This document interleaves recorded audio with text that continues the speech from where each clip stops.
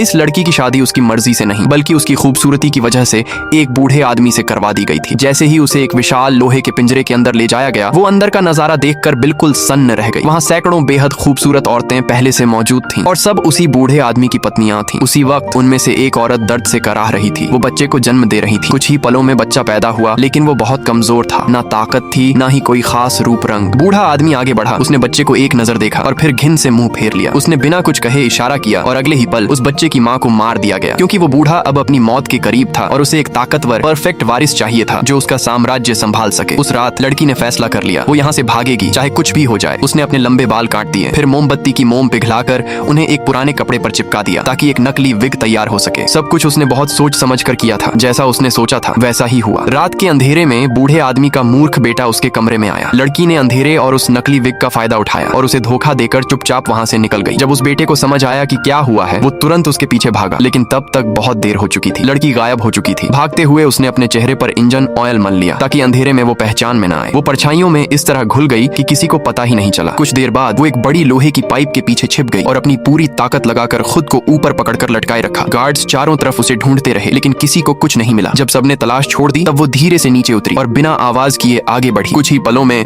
वो मशीनों के बीच गायब हो गई, जैसे वो कभी वहां थी ही नहीं।